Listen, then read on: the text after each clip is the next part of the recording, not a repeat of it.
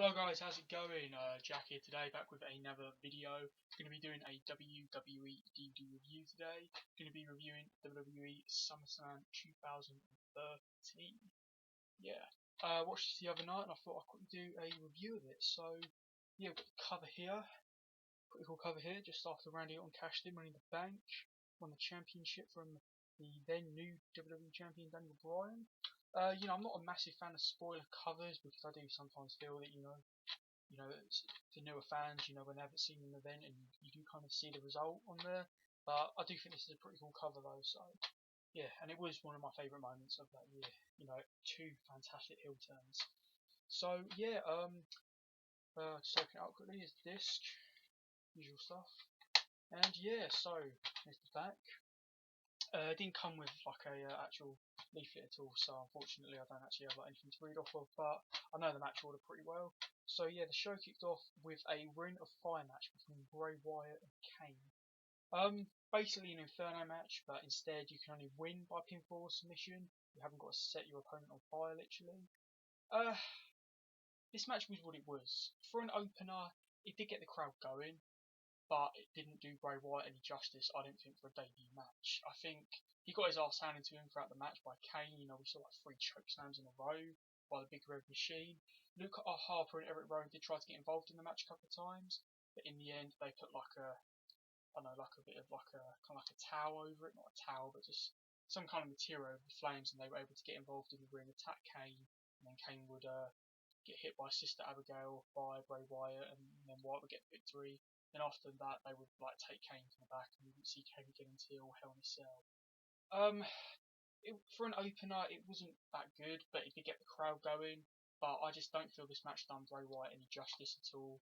I just feel it kind of made him look weak. I didn't mind the fact that there was, I just think Bray Wyatt could have won this on his own. I didn't mind the fact that there was a little bit of interference, but it hurt the stipulation of, the Ring of Fire, no one being able to get involved in the match. WWE do make mistakes like that with matches sometimes, and I just feel they've done that with this. So it was what it was.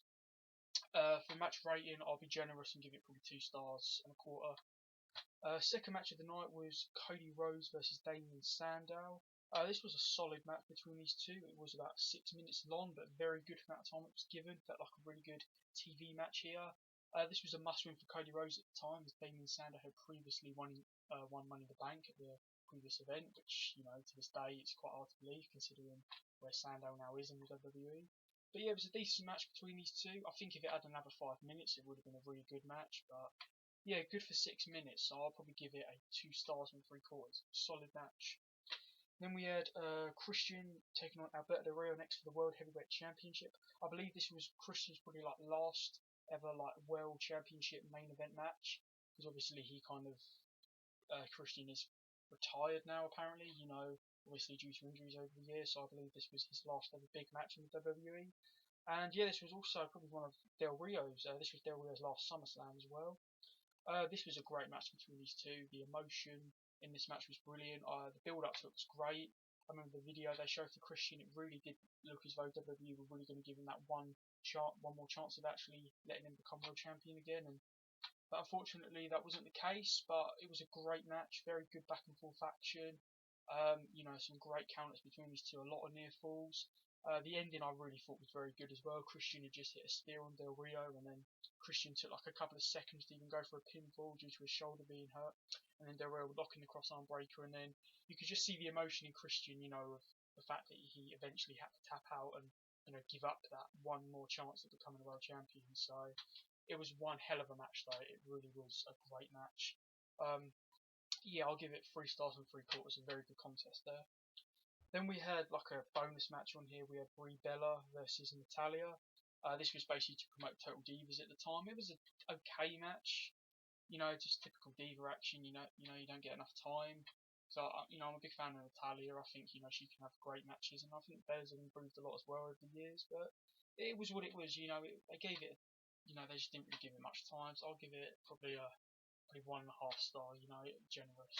Natalya won the match with the sharpshooter. Then we had the next match of the night, which in my opinion was the match of the year, and it was still, in my opinion, Brock Lesnar's best match since he's been back in WWE. CM Punk versus Brock Lesnar, the best versus the beast. This match, how this wasn't up for match of the year 2013 on the Slammies, pisses me off. I mean, the fact that Lesnar versus Triple H, Steel Cage at Extreme Rules was up for match of the year, but this match wasn't, just doesn't make sense. It really doesn't make sense. I mean, this match was the match of the year in my opinion. It was a no DQ match. I mean, it wasn't a match filled with weapons at all, but it was just, Lesnar going in rampage mode, just these two going at it, hitting big moves. Throughout the match, Punk did try to go for Paul Heyman whenever he had Lesnar down, but Punk would keep paying for it, so Lesnar would just attack Punk from behind. It was also some fantastic power bombs, just some great stuff between the two. The crowd were just red hot throughout the entire contest.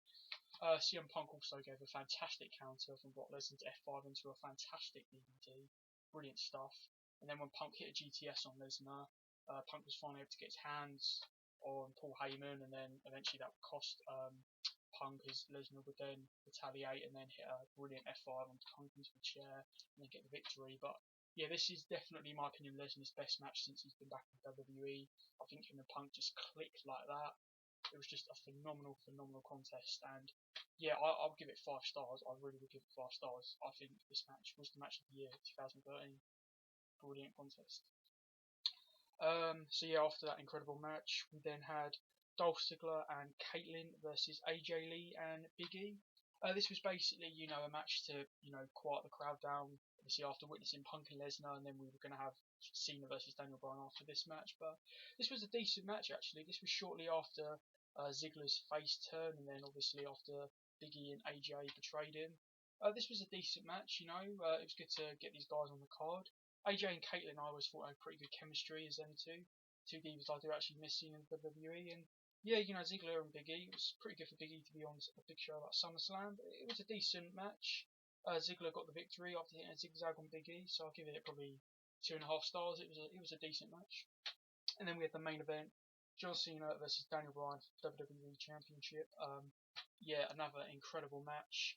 I'm not the biggest John Cena fan, but I do think when he has got the right opponent, he can put on incredible matches, and he proves it here. I mean, him and Daniel Bryan did some incredible stuff in this match. We saw a little bit of mat wrestling from Cena.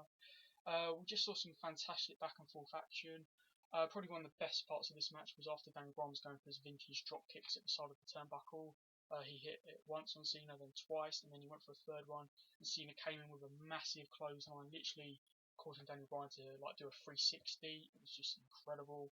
And yeah, also this is where Daniel Bryan's new finishing maneuver was kind of invented. I forgot the name of it, like that, kind of like Shining Wizard, I think it's called, something like that.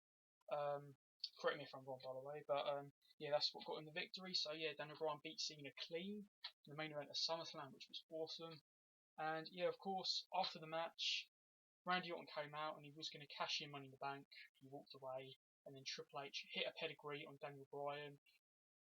Randy Orton then came in the ring, cashed in Money in the Bank. Bell run, 1, 2, 3. Randy Orton became WWE Champion. 2 brilliant heel turns here. I mean, at the time, I was gutted but happy at the same time. I was gutted that Daniel Bryan lost the championship like that. Then I was so happy because Orton turned heel, and then Triple H had turned heel again. And I've always been a huge fan of Triple H as a heel.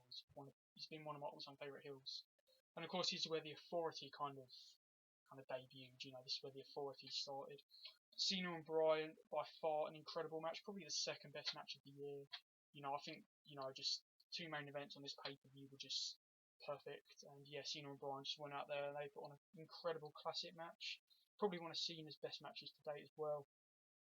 So yeah, I'd give that a probably 4 stars and 3/4 rating. Just under 5 stars, just under.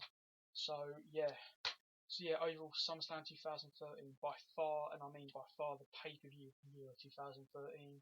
Probably one of the all-time great pay-per-views as well. I probably would say this is the second to third best SummerSlam to date, probably just behind 2002, and I don't know, probably the second best SummerSlam to date actually, yeah.